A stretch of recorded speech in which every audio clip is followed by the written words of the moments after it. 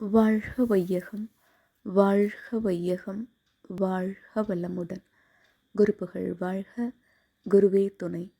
அனைவருக்கும் இனிய காலை வணக்கங்களும் வாழ்க வளமுடன் என்ற வாழ்த்துகளும். இவ்வாண்டு மார்கழி மாத தொடர் சிந்தனையாக அருட்தந்தை வேதாத்ரி மகரிஷி அவர்கள் எழுதி தொகுக்கப்பட்டுள்ள மாக்கோலமாய் விளைந்த மதிவிருந்து என்ற நூலில் 1957 தொகுக்கப்பட்டுள்ள கவிதைகளை தொடர்ந்து சிந்தித்து வருகின்றோம். அதனோடு கூட நூற்றாண்டு நினைவு தினத்தை கொண்டாடி கொண்டிருக்கும் மகாகவி பாரதியின் பாடல்களையும் அதனோடு ஒப்பு நோக்கி சிந்தித்து கொண்டிருக்கின்றோம். அவ்வகையில் மார்கழி மாதம் 24ஆம் நாளான இன்று அருட்தந்தை அவர்கள் எழுதிய கவி சிறந்த செயல் என்ற தலைப்பில் அமைந்துள்ளது. வாழ்வுக்கு ஆதரவும் வளமும் தரும் செயலை தாழ்வெனக் கொள்ளுவது தருக்காகும். வாழ்வுக்கு ஆதரவும் வளமும் தரும் செயலை தாழ்வெனக் கொள்ளுவது தருக்காகும்.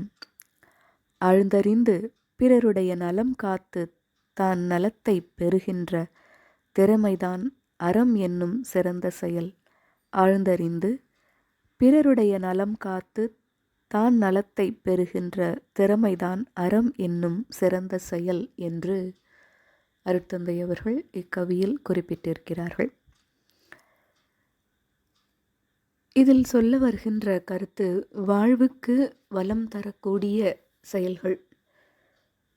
ஒரு செயலை நாம் செய்வதால் நம்முடைய வாழ்வுக்கை மேன்மை பெறும்.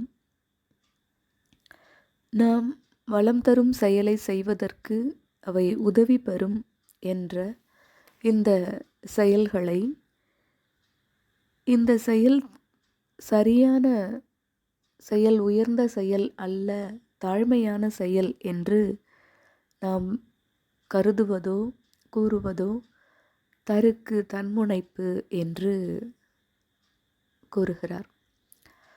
அதாவது நம்மை ஒருத்தரை எதிர்த்து நம் கருத்துக்கு எதிர்ப்பான கருத்து வருகிறார் என்றால் நாமும் அதற்கு உடனேயே வன்முறையோடு எதிர்த்து கூறுவதற்கு பதிலாக அந்த நேரத்தில் பொறுமையை கையாண்டு பின்பு அதனுடைய காரண காரியங்களை சிந்தித்து விளைவை உணர்ந்த பின் அந்த செயலை நாம் செய்யும் பொழுது அது நம்முடைய முன்னேற்றத்திற்கு வழிவகுக்கும். அதே போல நாம் அந்த செயலை தாழ்வான செயல் என்று விட்டுவிட்டோமே என்றால் அது நமக்கல்லாது பிறருக்கும் துன்பத்தை கொடுக்கும். உதாரணமாக ஒருவர் நம்மை அடிக்க வருகிறார் என்றால் நாமும் அடித்து விட்டால் இருவருக்குமே அது துன்பம். ஒருவர் அடிக்க வரும் பொழுது நாம் அதை பொறுத்து கொண்டால், இல்லை அந்த இடத்திலிருந்து நாம் விலகி கொண்டால், அதை தவிர்த்து விட்டால் பின்பு ஆழ்ந்தறிந்து பிறருடைய நலம் காத்து நாம் அந்த செயல் உருவாவதற்கான காரணத்தை ஆழ்ந்து அறிந்து கொண்டு அதற்கான செயல்களை செய்யும் பொழுது அதனால் அவர்களின் நலமும் பிறருடைய நலமும் காக்கப்பெறும், நம்முடைய நலமும் அதில் காக்கப்பெறும் என்று கூறி, அவ்வாறு இருவரின் நலம், நம்முடைய நலம் மற்றவர்களுடைய நலமும் பொறுமையுடன் காக்கும் செயல்கள் அனைத்தும் அறம் என்று, அதுதான் சிறந்த செயல் என்று அருட்தந்தை அவர்கள் கூறுகிறார்கள். இதனையே மகாகவி பாரதியும் மகாத்மா காந்தி பஞ்சகம் என்ற கவிதையில் மகாத்மா காந்தியின் குணங்களையும் பெருமைகளையும் பாடும் பொழுது இந்த கருத்திற்கு, அதாவது அருட்தந்தை அவர்களின் பாடலுக்கான கருத்திற்கு உதாரணமாக காந்தியின் செயல்களை அவர் எடுத்து கூறுகிறார். பெருங்கொலை வழியாம் போர் வழி இகழ்ந்தாய், அதனிலும் திறன் பெரிதுடைத்தாம் அருங்கலை வாணர் மெய்த்தொண்டர் தங்கள் அறவழி என்று நீ அறிந்தாய்.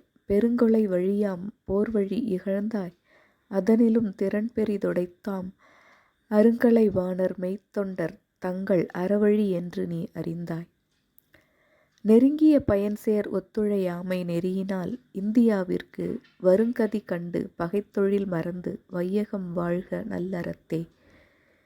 நெருங்கிய பயன்சேர் ஒத்துழையாமை நெறியினால் இந்தியாவிற்கு வருங்கதி கண்டு பகைத்தொழில் மறந்து வையகம் வாழ்க நல்லறத்தே என்று பாடியிருக்கிறார். அதாவது மகாத்மா காந்தி அவர்கள்